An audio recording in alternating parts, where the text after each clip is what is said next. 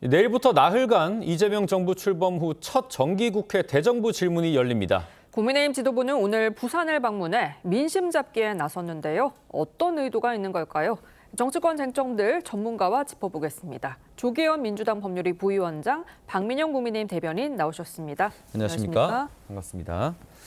네, 사법부 개편안을 놓고도 여야가 충돌하고 있죠. 오늘 민주당 정책위에서는 기자회견을 열었는데 내란 전담 재판부 설치에 힘을 실었습니다. 국민의힘 목소리와 함께 들어보겠습니다.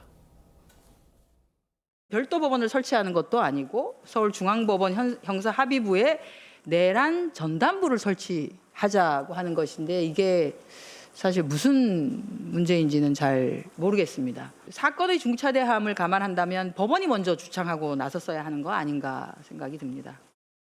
이재명 대통령이나 정청래 대표의 사법부에 대한 인식은 북한이나 중국의 수준에 머무르고 있다고 생각합니다. 이런 무도한 사법부 파괴에 대해서는 법관들이, 법원이 더 강한 모습으로 분연히 일어나야 된다고 생각합니다. 네, 앞서 들으신 민주당 기자회견에서는 내란 전담재판부 설치에 대한 근거도 나왔습니다. 2017년 서울중앙지법에 지식재판 전문 재판부가 설치된 바가 있다는 거예요. 사안이 중대해서 전담한 재판부를 만들겠다는 게 뭐가 문제냐라는 취지입니다. 궤변에 가깝다라고 생각을 합니다. 왜냐하면은 이 민생수사 관련해서 죄목을 대상으로 관할 법원들을 따로 만드는 것은 왕왕 있어왔던 일이고 이번과 사안이 전혀 다릅니다. 이번 사안은 정치적인 사건에 대해서 특정 혐의가 아니라 특정 사건 자체에 대해서 콕 집어가지고 특별 전담재판부를 만들겠다라고 하는 것이기 때문에 이것은 우리 헌법상 모든 피고인들이 동등한 절차를 통해서 재판받을 수 있는 권리를 침해하는 것이거든요. 네. 그렇기 때문에 맞지 않는 지금 비유를 하고 있다라고 생각을 하고요. 두 번째로 법관을 누가 추천할 건지가 관건이라고 생각을 합니다. 이제 민주당은 아직 제대로 된 법안도 없는 상태에서 최종적으로 대법원장이 임명을 하면 되는 게 아니냐라고 얘기를 하고 있지만 네. 결과적으로 누군가는 추천을 하도록 되어 있거든요. 근데 법을 만들다 보면은 결과적으로 대통령실에서 하건 아니면은 시민단체에서 하건 국회에서 하건 누군가는 추천을 할 수밖에 없습니다. 그 자체로 대법원장이 법관을 임명해야 한다라고 하는 우리 헌법에 또다시 위배된 취지가 있기 때문에 역시 맞지 않는 이야기라고 생각을 하고요. 민주당이 이런 식으로 특정 혐의에 대해서 특정 죄목과 특정 사건에 대해서 특별재판부가 필요하다라고 얘기를 한다면 633 원칙이 지켜지지 않고 1심만 2년 넘게 끌었던 이재명 대통령의 선거법 위반 사건에 대해서는 왜 같은 이야기를 하지 않았는지 의구심을 제기하지 않을 수가 없습니다. 야당에서는 결국 지기현 판사에 대한 불신이 모든 일의 시작 아니냐 이런 비판도 합니다. 그게 가장 중요한 원인이었고요. 또 대선 직전에 조희대 대법원장이 이재명 당시 후보에 대한 대법원 파기환송심을 전례 없는 절차로 진행을 해서 정치에 관여한다는 비판을 받았던 사안, 이것도 영향이 있습니다. 그리고 당연히 과거 사건에 국한되지 않고 현재 진행되고 있는 내란 재판의 전반적인 절차 지연이라든가 특혜 제공 등등 이 사건이 갖는 역사적 중대함 또 진실 규명의 어떤 중요성 이런 걸 고려했을 때 사법부가 그 심각성과 중요성을 제대로 인식하고 있지 않다라고 볼 수밖에 없는 거고요. 그러면 전담재판부 설치가 왜 안 되는 것이냐라는 문제 제기를 하는 거죠. 법원행정처도 그렇고 특히 국민의힘은 위헌성 논란을 계속 제기하고 있는데 뭐가 위헌인지 모르겠습니다. 일단 법원행정처가 우선 제기하는 것은 헌법은 특별법원 설치에 대해서 예정하고 있는 것이 군사법원 외에는 없다라고 하는데 헌법상 이 법원의 조직은 법률로 정하게 돼 있습니다. 그에 따라서 행정법원, 가정법원, 특허법원, 법원 조직법으로 2014년부터 16년까지 조직법의 법률로 만들어서 다 둔 것이고요. 그 외에 법원 내부에서도 대법원장이 특별한 사유가 있을 때 전담 재판부를 구성하고 있습니다. 뭐가 위헌이라는 건지 모르겠습니다. 그리고 사무 분장과 사건 배당은 법원의 정권 사항이고 헌법에 예정이 없다고 하는데 이 역시 법률로 정할 수 있는 것이기 때문에 이런 부분을 설명하고 있는 것이고 중요하게는 오늘 한정희 정책위원장이 마지막에 얘기했는데 이런 심각성이 있으면 사법부가 먼저 판단해서 전담재판부를 둘 수 있고 지금이라도 두면 이런 논란이 더 이상 확대되지 않을 것임에도 불구하고 위헌 주장만 계속하고 있기 때문에 그러면 결국 입법으로 갈 수밖에 없지 않느냐 이런 설명을 한 겁니다. 네, 민주당 정청래 대표는 특히 조희대 대법원장을 향해서 대선 때 대선 후보도 바꿀 수 있다는 오만이 재판 독립이냐라고 정조준을 했거든요. 지난 대선을 앞두고 대법원이 이재명 당시 대선 후보 사건을 파기환송했던 일을 지적을 한 거거든요. 민주당에서는 조 대법원장이 사퇴하라 이런 목소리도 나오고 있어요. 뭐 사퇴 주장까지 하시는 분도 일부 계시긴 한데 네. 그것보다도 지금 내란 재판에 대한 사법부의 어떤 태도, 이에 대한 국민적 우려의 목소리를 좀 직시하고 그에 대한 적절한 조치를 취하라는 얘기인 거죠. 이제 이게 사법부, 뭐 상권 분립 얘기를 이 비판의 연장선에서 계속 하는데 원래 상권 분립의 원리가 이 근대 민주주의에 정착됐던 가장 중요한 원인은 이 권력은 속성상 남용될 수밖에 없다는 데에서부터 시작을 한 겁니다. 그러니까 지금 우리 사법부가 과연 독립된 사법부로서 공정하게 사법행정을 진행하고 있느냐. 이 사건에서 결정적으로 불신을 초래했기 때문에 지금 이 상황이 계속 나오고 있는 것이고 특별한 결론을 유도하는 게 아닙니다. 어쨌든 대법원장이 임명한 전담 재판부의 법과 양심에 따른 판단에 의해서 정하되 신속하고 공정하고 확실하게 하라는 취지의 주장을 하고 있는 것이고 네. 이게 정확히 받아들여지지 않기 때문에 조희대 대법원장에 대한 비판, 사퇴 요구까지 나오고 있는 것이지만 네. 사퇴 요구에 방점을 찍어 듣기보다는 지금 제기하고 있는 문제, 사법부가 이 재판을 공정하게 할 수 있을 것이냐에 대한 문제 제기에 화답을 하시면 될 일입니다. 뭐 사퇴 요구가 일부의 목소리라고 말씀하셨습니다만 민주당 내에서 그 목소리가 좀 커지는 느낌입니다. 왜냐하면 추미애 법사위원장이 조금 전에 페이스북에 글을 올렸는데 조희대 대법원장 헌법 수호 핑계로 사법 독립을 외치지만 속으로는 내란범을 재판 지원으로 보호하고 있다라고 했거든요. 어떻게 들으셨습니까? 터무니없는 사법부 압박이라고 생각을 하죠. 사실 조희대 대법원장이 무슨 후보를 바꾸려고 했다라고 하는 것도 좀 지나친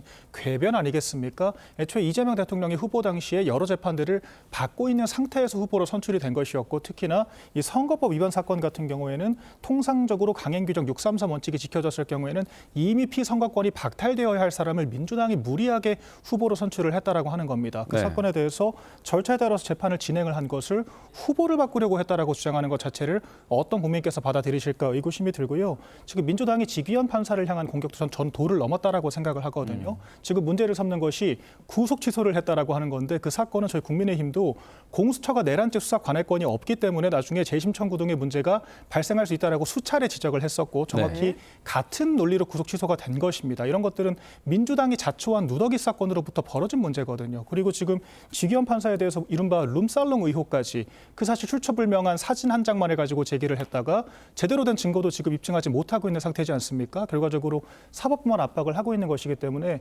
이런 거야말로 입법부와 행정부가 사법부를 발 아래 두려고 하는 위헌적인 시도다. 이런 부분들을 지적하지 않을 수 없습니다. 네, 민주당 상황도 짚어보겠습니다. 대통령실과 국무총리, 민주당 지도부가 오늘 비공개 당정협의회를 열 계획인데요. 김민석 국무총리가 소집한 자리고요. 정청래, 김병기, 투톱도 참석을 합니다. 김병기 원내대표 사과를 하긴 했습니다만 지금 대통령실에서도 사안을 심각하게 보는 것 같아요. 뭐 오늘 자리는 그 특검법 개정안을 둘러싼 이 당내 지도부 간의 어떤 이견과 이 표현된 갈등 이걸 뭐 수습하기 위한 자리라기보다는 이제 정기국회 대정부 질문이 시작되고 그렇죠. 정기국회가 본격화되기 때문에 이에 대해서 당정 간 조율을 하는 것에 방점이 찍혀 있는 네. 자리입니다. 그리고 이게 뭐 일거에 해소됐겠느냐라는 의문을 제기하시는 분도 있지만 정청래 대표나 또 김병기 원내대표가 유감 내지 사과의 입장을 다 표한 상태이기 때문에 일단 그 문제로 인한 갈등은 일단락됐다 이렇게 보면 되고 과거의 문제보다는 이후에 국회에 관련해서 당정이 어떻게 대응할 것인지에 대해서 논의하는 자리로 보시면 될 것 같습니다. 알겠습니다. 관련해서 이 정부조직법 개정안 처리도 논의가 될 것 같은데 25일 열리는 본회의에서 통과시킨다라는 게 이제 민주당 계획입니다. 국민의힘은 여기에 대응해서 장외투쟁 카드를 고민 중인데 관련해서 일각에서는 소위 이제 극우로 분류되는 이 길거리의 세력들의 편입을 국민의힘이 방기하는 상황이 벌어질 수 있다. 이런 우려도 나옵니다.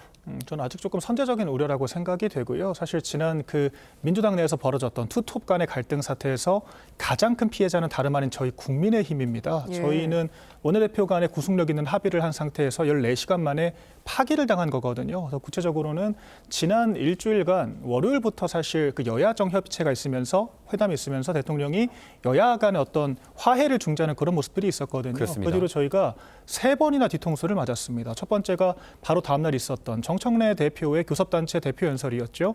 내란과 청산을 20여 차례씩이나 언급을 했었고요. 바로 그 다음날 협의를 했지만 정청래 대표가 일방적으로 14시간 만에 파기를 했고요. 그리고 이재명 대통령도 기자회견장에서 뭐라 그랬습니까? 분명히 여당이 더 양보해야 한다라고 이야기를 했다가 강성 지지층들의 성화에 이기지 못했던 건지 내란 특별재판부마저 위헌이 아니다라고 이야기를 했거든요. 이런 사례가 지금 비단 일주일 만에 있었다라고 하는 겁니다. 저희 야당 입장에서는 안 그래도 지금 의석수가 부족하기 때문에 열세일 수밖에 없는 상태인데 정부 여당이 이렇게 일방적으로 포갑적인 이런 행태들을 하는 상황에서 어떤 장 내에서의 어떤 수단과 조치가 있었을 수 있을 것이냐 이런 문제의식들이 생길 수밖에 없는 것이고요. 그렇기 때문에 말씀하신 그런 장외투쟁 세력들의 연합 없이도 하루 만에 5천여 명이 모이는 그런 상황이 연출이 된 것이다. 이런 부분들을 정부 여당이 좀 깊게 새겨야 할 것 같습니다.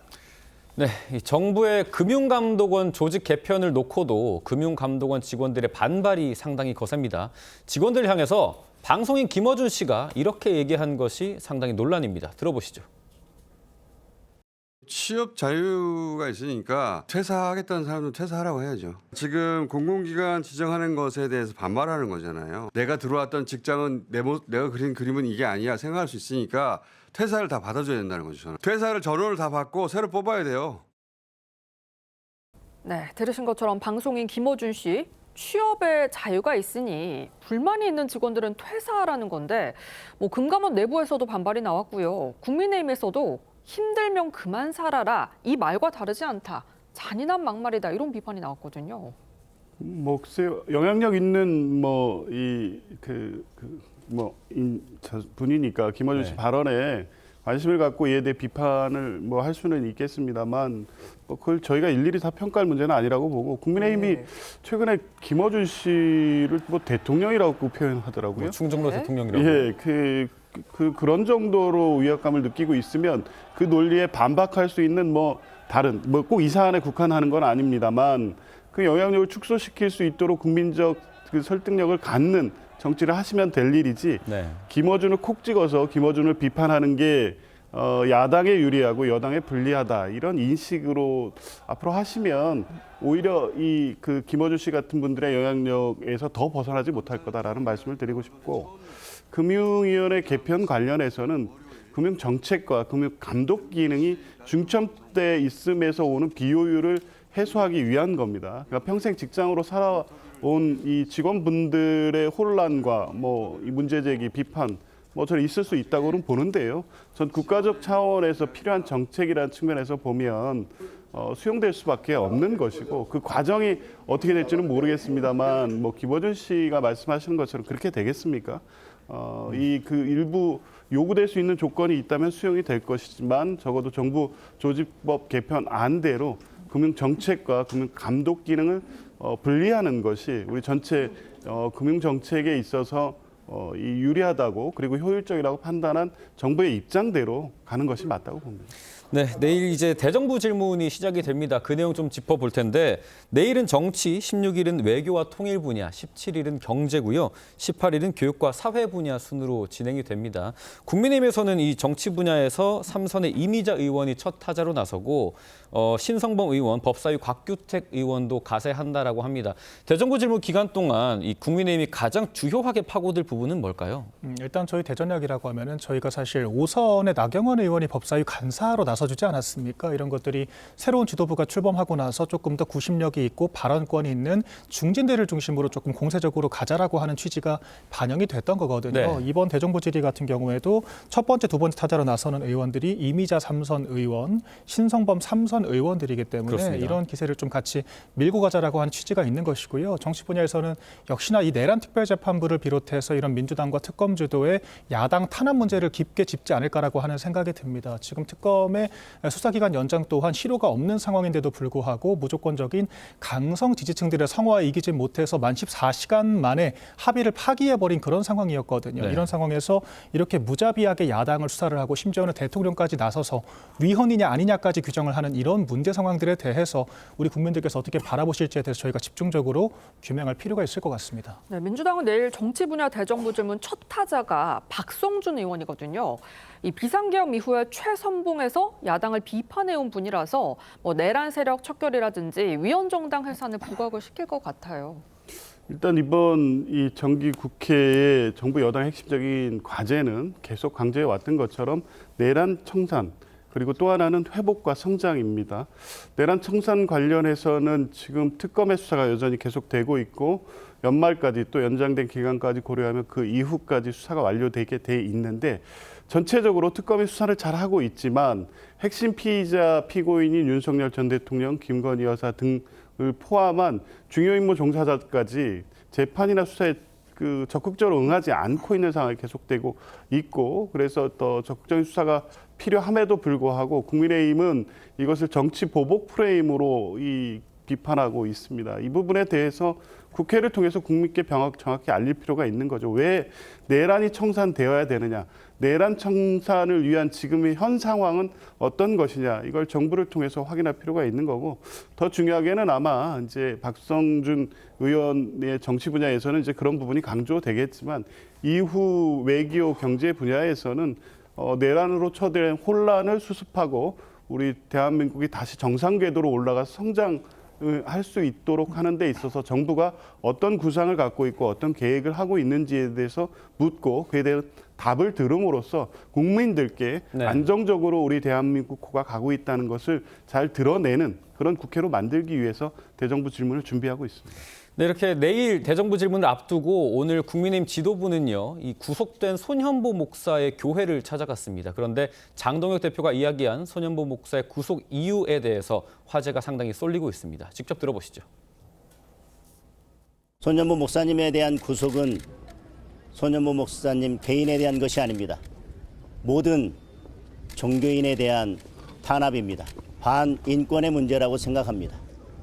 반문명의 문제라고 생각합니다. 반법치의 문제라고 생각합니다. 반자유민주주의의 문제라고 생각합니다. 저는 여기에서 다른 것은 고려할 여지가 없다고 생각합니다. 네, 들으신 것처럼 오늘 장동혁 대표, 이 손현보 목사가 구속된 건 종교 탄압 문제다 이렇게 강조를 했습니다.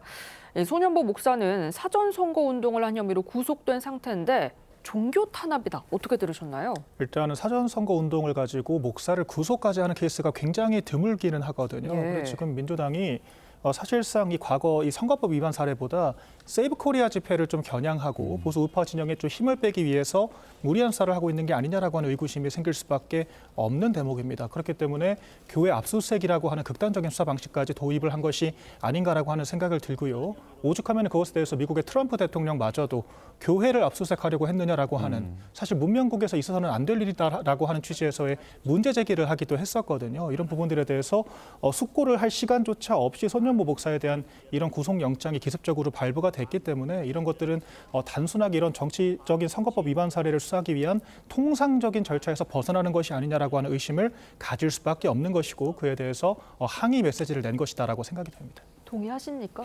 동의할 수 없습니다. 이게 정치 탄압 아니죠. 공직선거법 위반에 대한 수사입니다. 그리고 전례가 없느냐. 그렇지 않습니다. 2020년에 정광훈 목사 똑같은 사례로 구속영장이 발부된 바 있습니다. 그때 자유한국당이었겠죠. 자유한국당 지금과 같은 반응 보였습니까? 종교 탄압이다 비판했습니까? 하지 않았습니다. 왜냐하면 당시 정치적 상황상 정광훈 목사와 같이 가는 것이 정치적 부담이 되었기 때문에 그때는 전혀 아무런 대응을 하지 않았었죠. 근데 그때 당시에 김문수 대통령 후보 같은 경우가 정광훈 목사와 같이 하고 있을 때고 자유통일당을 같이 창당을 했죠.